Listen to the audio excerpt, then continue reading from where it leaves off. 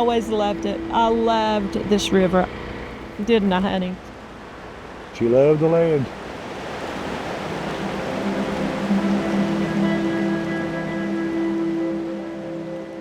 A lot of people don't realize, but 5 rivers start in this county.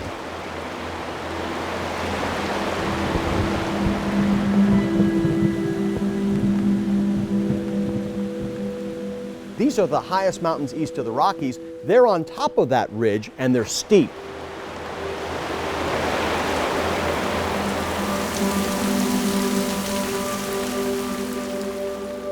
All of that steepness all drains into all of these hundreds of creeks up there that all drain right into the bigger rivers. Some of them go to the Atlantic, some of them go to the Gulf. This transmitter is serving the mountains of western North Carolina.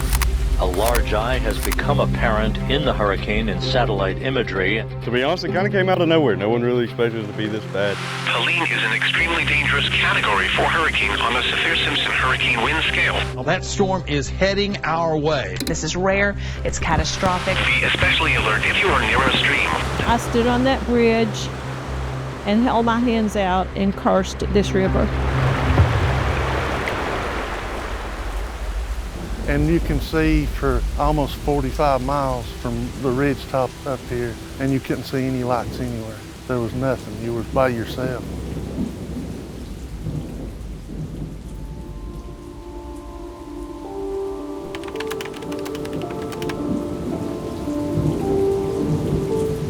Hazard, life-threatening flash flooding. People kept asking me, wow, this hurricane's taking its time. And I was like, guys, this isn't the hurricane. The hurricane hasn't even gotten here yet. The hurricane won't be here till Friday.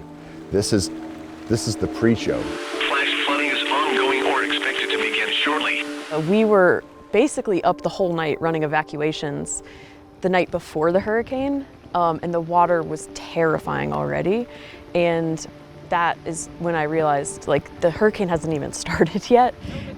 This is really, really bad. The ground was saturated, the creeks were filling, and we were gonna have problems.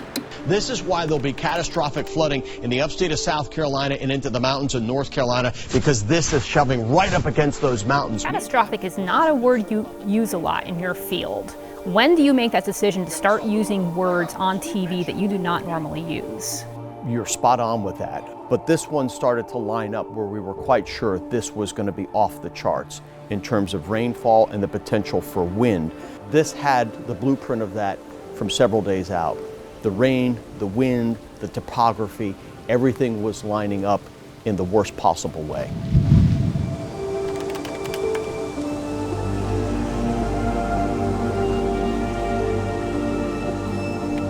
It is no exaggeration to describe Helene as the deadliest and most damaging storm ever to hit North Carolina.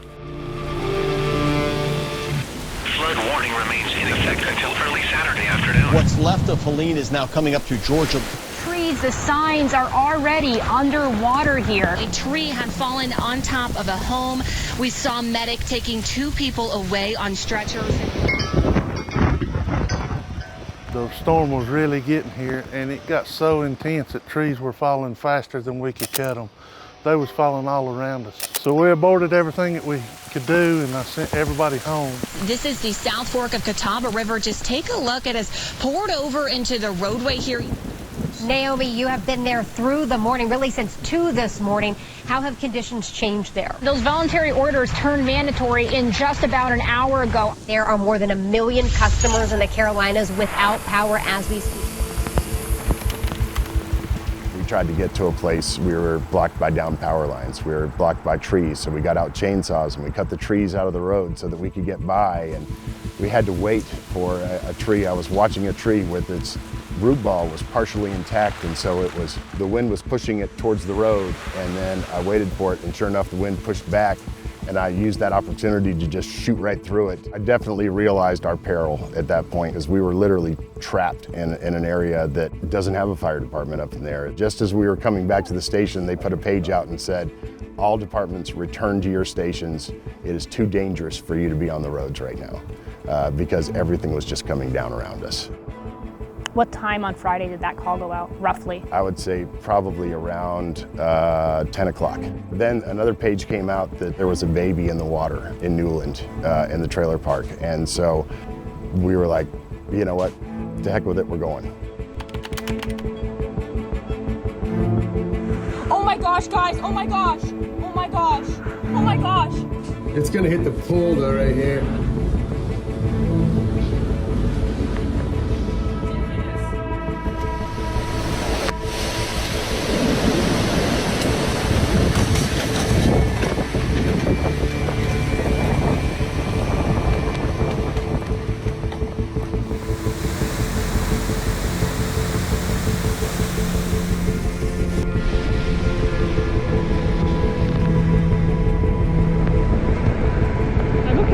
My car's gone. Oh my God!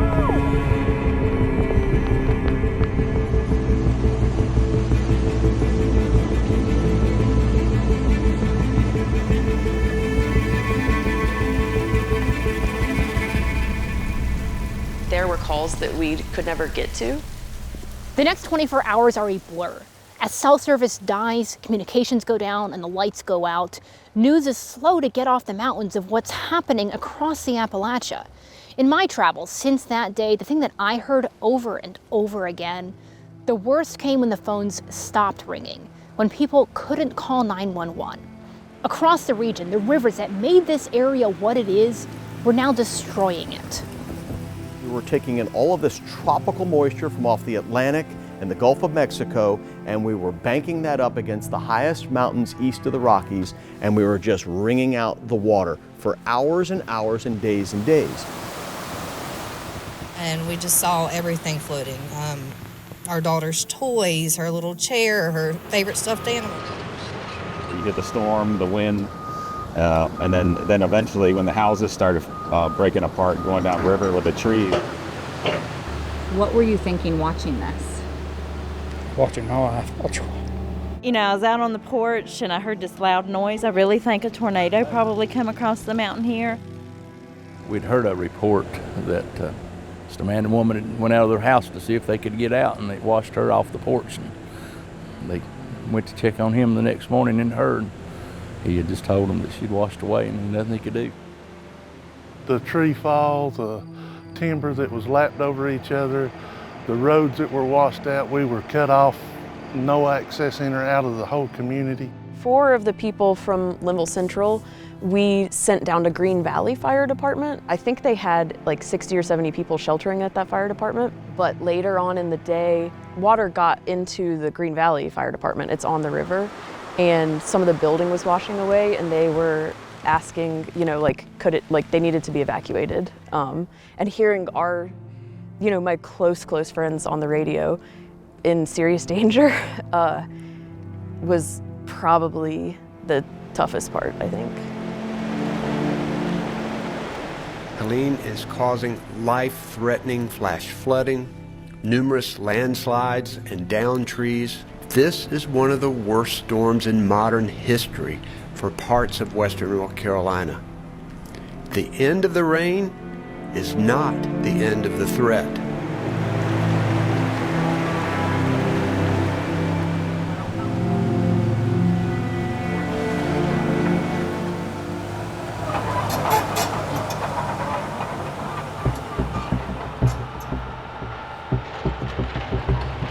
It hurts. What broke me when I was up here time before last is right about where that yellow whatever it is was my mom and dad's bed, their mattress and headboard, and that's what kind of got me. We lost 46 years of memories. Every day you think of something else that's lost. Kind of that first week, it was kind of a weird state of shock and also kind of grieving at the same time.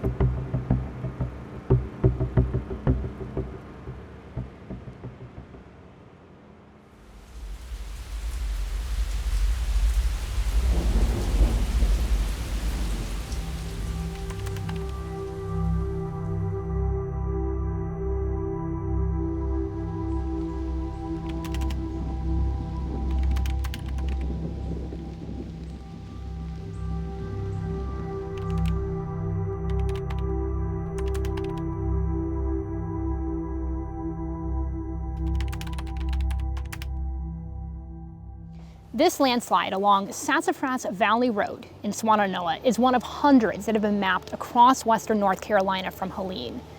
It was here that a rush of mud and boulders and floodwater came rushing down this mountainside, taking the lives of a couple who was about to celebrate their 44th wedding anniversary. This is James and Judy Dockery's story. Never knew a stranger. Take anybody in. Had the big blue couch. It was probably 30-some years old.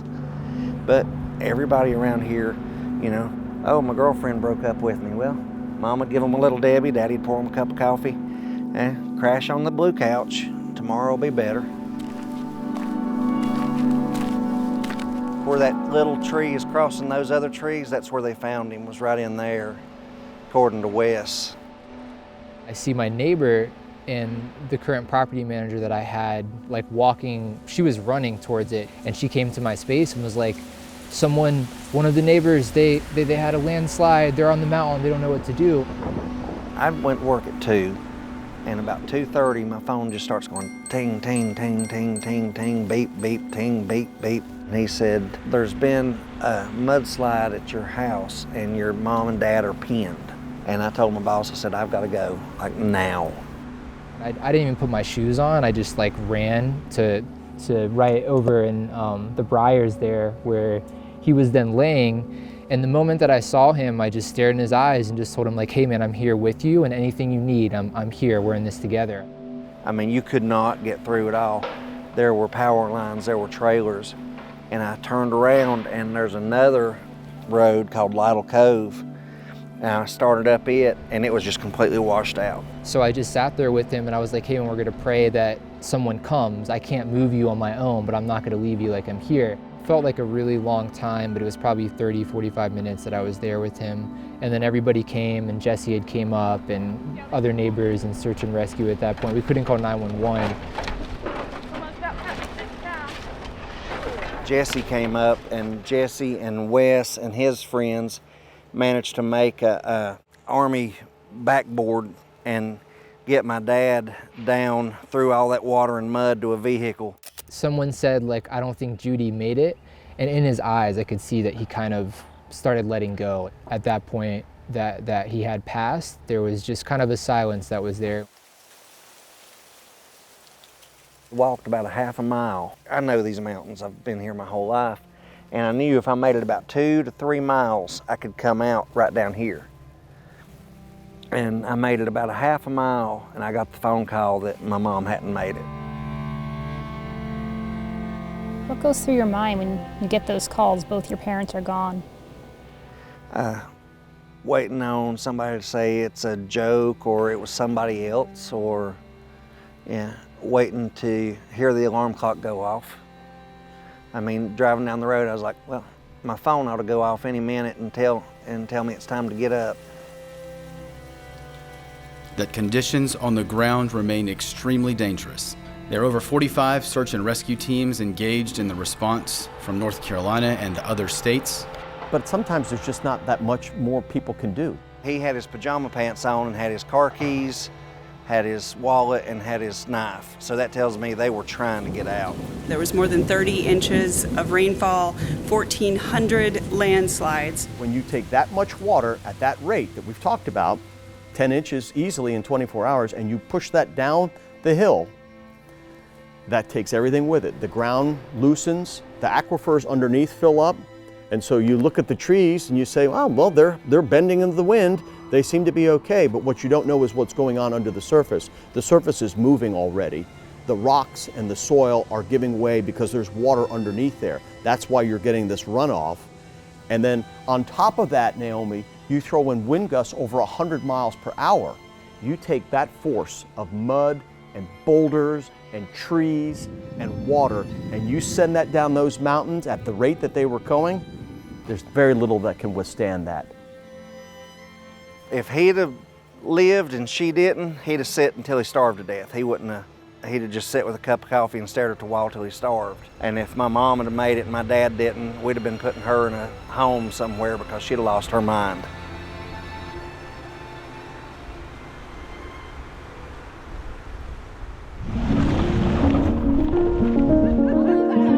It's good to see somebody, come up our road because we hadn't saw anybody. And we walk across this muddy, dried area, and there's a blue duffel bag in the mud. It's halfway unzipped, and all it's got in it is a couple of baby dolls and some stuffed animals.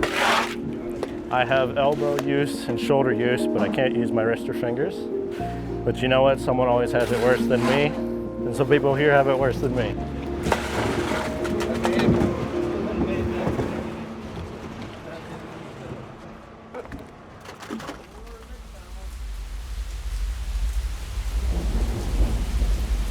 We've seen up close the horror of that weekend and the lives that Helene took.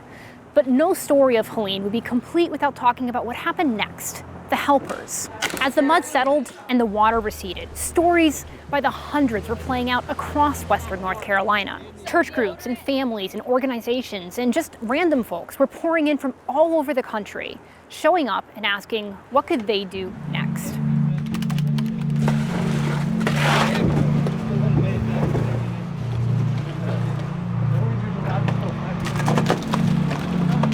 We live in about 80 miles north of Pittsburgh, up in Pennsylvania. They're doing a job that's just indescribable. The water went through my house. We had about 16 inches of water inside the house. Of course, it blew the windows out when the flood came. It filled it full of mud and everything. And so we tried pumping it, but it wouldn't pump. It was too thick. And so these men came in with buckets and shovels, one shovel, one bucket at a time. So right now we're just cleaning all this soot and stuff out of the basement. It was, all the windows were knocked in and it was completely filled. You've got kind of a cool story. Tell me why you're holding the shovel this way and why you wanted to come down here and help. Yeah, so when I was 12, I was involved in a tractor accident and my arm was completely severed and reattached. So I have elbow use and shoulder use, but I can't use my wrist or fingers. But you know what? Someone always has it worse than me, and some people here have it worse than me. It's just amazing to see this many people that would show the love of Christ like they do. And that's the only reason they do it. I asked somebody, I said, why'd you do that? He said, because of Jesus. He said, if it wasn't for Jesus, I wouldn't be here. I said, well, amen to that, brother.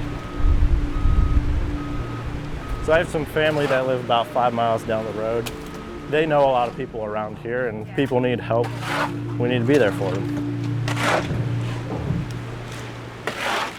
Thousands of soldiers, linemen, FEMA workers, police officers, firefighters, medical staff, local government workers, they all began an around-the-clock spree on the ground to rescue their communities and begin to rebuild. My name's Chris Waldrop. I work at the Gastonia Police Department, and I was deployed to the areas of Swannanoa and Buncombe County. And you're trying to search everything around you and just see if there's any sign of life. It's not a question of if we'll be able to rebuild, it's how and how long. We're Appalachian strong, we're gonna rebuild.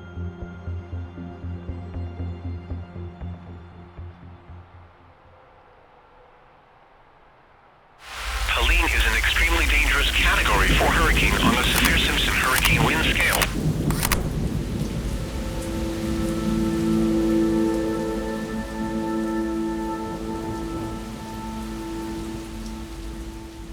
The next few days are really all about anger and grief and emotion, and then it just becomes about determination. That sort of, grim, clenched jaw type of roll up your sleeves and do the work that's necessary.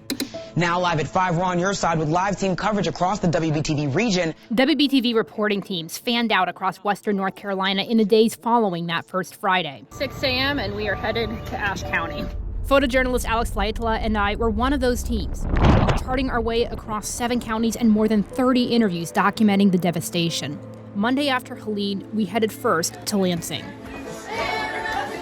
This whole front area here was cafe tables where we had, seating and we had live music, and it was just, where everyone kind of gathered. I think your body goes into fight or flight mode in a situation like this. After I got out, I was absolutely in shock, and There was no cell service, there was no way to speak to anyone. It's not a question of if we'll be able to rebuild, it's how and how long. I haven't asked one single person to come help, they just show up. And you just see the efforts of volunteers, of friends, of family. My dad drove from Texas as soon as he heard immediately like that the place got flooded. He hopped in his truck without any clothes and drove up here. The general store in Lansing, where we began our reporting journey, is a single snapshot of a single store that lost everything. Across these mountains, there are hundreds like them.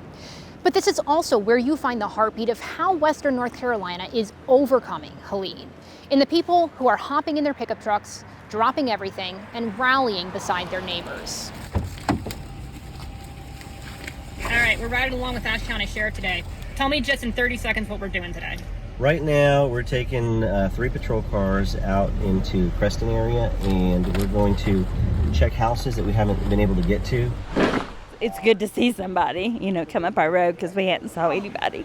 Neighbors check on neighbors. The community is just pretty tight here in Ashe County, and the help from one another has just been great. People are pretty resilient here.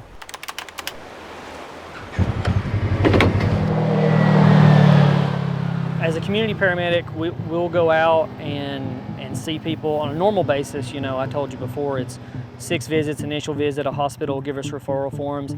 At this point, it was all hands on deck, going out, doing well checks, getting people their prescription medications.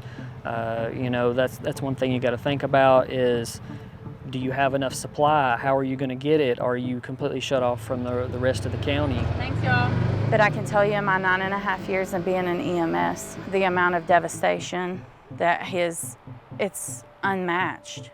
There's no words to bring this for people to understand unless you're here. There's so many needs and every single one's a little bit different.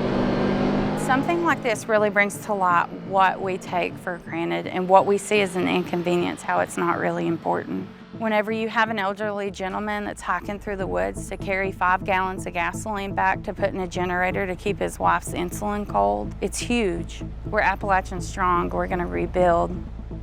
Soldiers and federal workers started pouring into North Carolina, particularly for FEMA. Their response would later become a source of criticism and controversy. But for now, the focus was just getting to work. North Carolina's National Guard was in Western North Carolina before, during, and after the storm.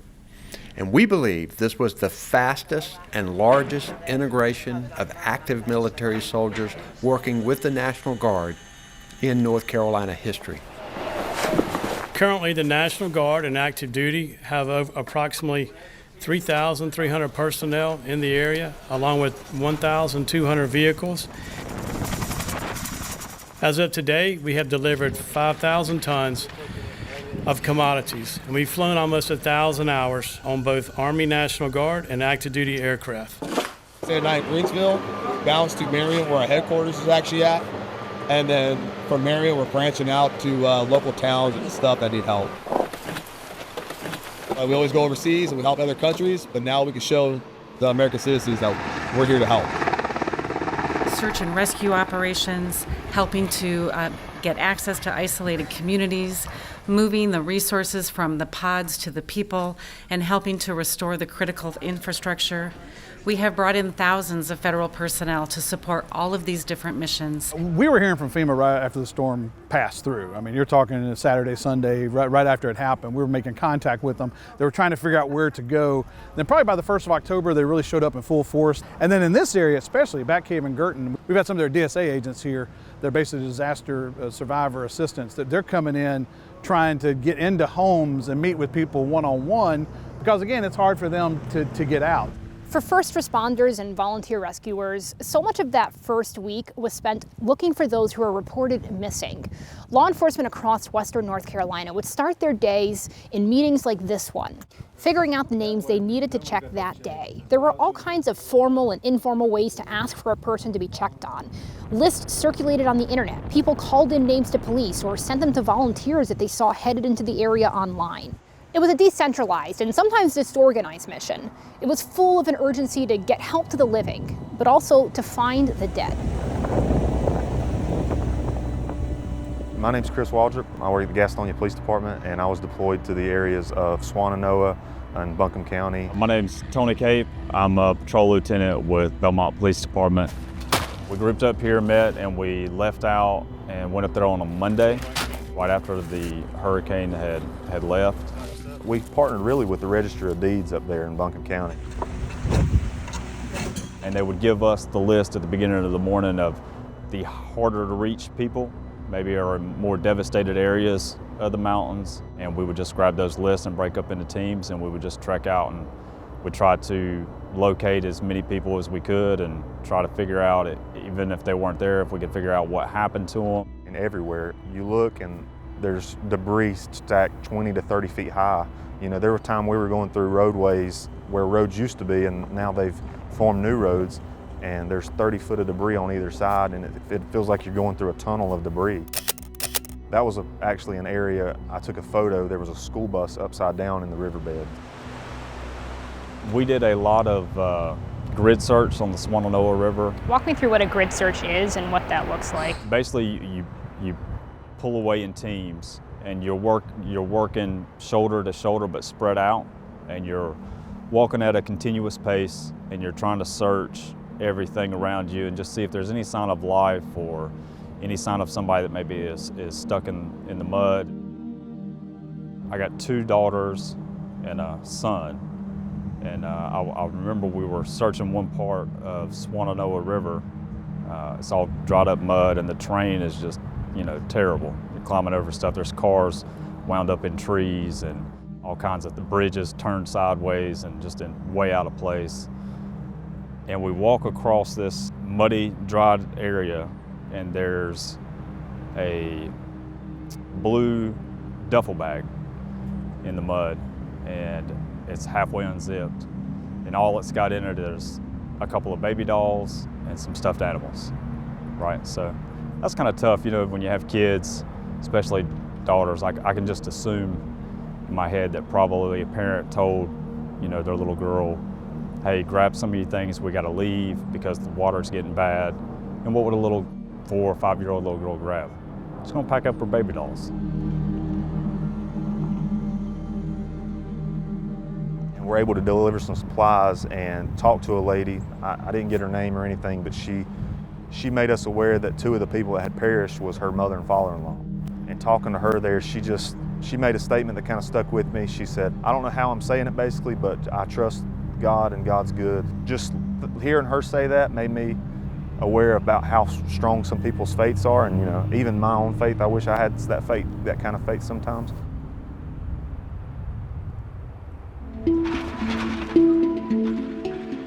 Every day you think of something else that's lost, you know, or I catch myself saying, I'll do that when I get to the house. But you ask what I think about. We got out alive, we lost everything. We got our health, we got our family.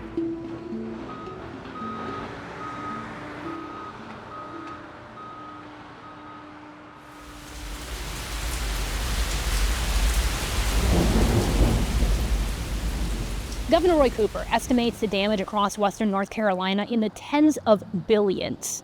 A late October state report put the number of homes damaged at more than 125,000. Only about 7% of homes with flood damage had flood insurance. To paint a picture of what loss like that looks like, I want to take you to Minneapolis. It's a tiny community in Avery County where everyone knows everybody. This is Bob and Edwina Tatum's story. It was a beautiful, beautiful place. And we had the view of this mountain from our porch. And in the mornings we would sit and watch it get daylight with our coffee and just talk about the beauty and the goodness of God to give us the place He had for us to live and to be. This is my Chesapeake Bay on my back deck, and then these are my special horses. These are not the ones, these are earlier, these were in 2014. Well, he was raised in a town 4 miles, 5 miles 4 miles away from where I was. We never dated, never nothing. But I had a crush on him. When he came home from Vietnam, we started dating and dated a year and have been married 50 years. 51 next 51 month. in November. Somebody found our wedding picture. Yes, they did. Somebody found a baby book of our son's baby pictures. Yes, oh, that was such a blessing to find Clark as a baby. We lost 46 years of memories. You know, we're retired. We had horses, we had fish, we had dogs. Had a good life, you know. I'm 74, she's 73. We're in the sunset of our life, and we thought we'd be right there till we died. About 10 o'clock that night, I think she'd been in the shower and had her pajamas on. And I kept looking at the river, and I finally said, let's get out of here. So we grabbed her dogs, clothes on her back, and left. Every day you think of something else that's lost, you know. Or I catch myself saying, I'll do that when I get to the house. Oh, I know where that is in the house. I'll put this in such and such a place in the house. Or I remember where something is and I'll go get it. You know, it just happens all the time, and then it just It's you. still surreal what's happened. Yeah, I think Like a bad dream, or I think I'm gonna wake up and everything's gonna be normal. You know, it's been 2 weeks, but we're still pretty raw, or I am. I didn't want to come up here the first week. He wouldn't come. I wouldn't come up here. I want to remember it the way it was. Everything here is gone. Their home is now a pile of debris that surrounds what they call the wedding willow. Their son got married under that tree. Their horses drowned. Bob's collections of knives and guns buried in silt. But that's not their message, because this Tow River took so much more from so many others. Lives and loved ones gone. But you ask what I think about. We got out alive. We lost everything. We got our health. We got our family. There's so many people around here. They're tough, hard-working people, but they live paycheck to paycheck. If they miss one car payment, their car's gone, or live in house trailers or whatever. I worry about this. And that's been my mantra about everything, is that, you know, what we've lost is physical, and what we have learned is the only thing that's permanent. People and the Word of God, that's all in this created world that's permanent. Yeah. You know, we lost stuff, and that's what it was, stuff, and we'll have stuff again. I've got more new clothes than I ever had in my life. Christmas every day. People bringing me things. I'm the only person that lost a house and everything I own and gained 15 pounds because they're feeding me so good. That's why I said there's nothing political here. Everybody has come together regardless of what they believe politically. They've come together, and it's neighbor helping neighbor. I've not heard politics mentioned. I saw die-hard Democrats working right beside a die-hard Republican, helping each other out. And I hope it stays that way. Most of the work that's been done in the last 8 days has been volunteers like these guys.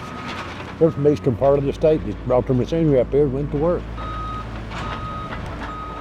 I'd say in 3 years, those houses will be livable again. It'll just be a bad memory. They will rebuild. That is the story of Helene. Mountain communities together finding themselves to be so much stronger than Hurricane Helene.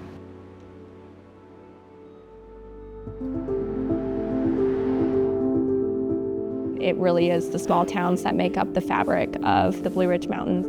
I thank you for coming, get our story out. And as I said the other day, remember these small towns. Don't forget about us.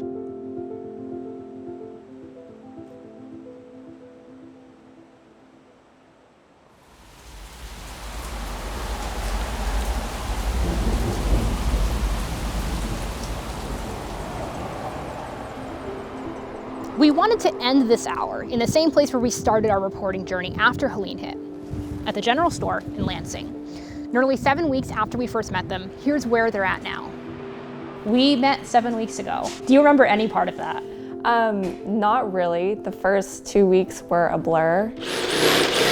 Where do you stand now, 7 weeks later? So we're looking at a full 3 months to reopen, which in the grand scheme of things is really fast compared to how long it's going to take a lot of people to reopen. I mean, every single weekend there's people that just show up asking, what can I do? Put me to work. On an average weekend, we have probably around 5 to 10 volunteers here. That is one of the biggest feelings that I have is, like, why? Like, how are there so many people that are willing to give so much to my little store? Shelby Trammell's Old Orchard Creek General Store in Lansing, set to reopen in mid-December, is just a snippet of the work happening across the mountains to rebuild. What stores like hers face now, making it through the winter. It really is the small towns that make up the fabric of the Blue Ridge Mountains. I thank you for coming, get our story out. And as I said the other day, remember these small towns. They're important. I know Asheville's hurt. I know Augusta, Georgia, and all. You got to take care of them, but don't forget about us.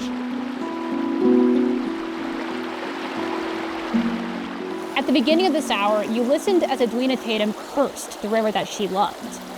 I didn't tell you the whole story at the time. I didn't tell you what she said next. Because for so many people that I've had the privilege to meet, the story of Helene is not only a story of tragedy. It is a story of a faith that upheld them in the face of unspeakable odds. A faith in each other, in their community, in God. A faith that is woven throughout the fabric of Western North Carolina. A faith that held them up when their churches were leveled and their loved ones were buried by the rivers they once loved. A faith made visible in the words and the actions of those across the state and the country who came to stand beside them and make their communities whole again. Here's the rest of what Edwina had to say, and where so many people who I've spoken to would want me to leave you. I stood on that bridge and held my hands out and cursed this river. I walked on across the bridge, and this family that just came down, she said, guess what? My nephew got baptized right here in the river. And I said, oh no. So I take back my curse. I want to leave you with my Bible verse that we raised our son with.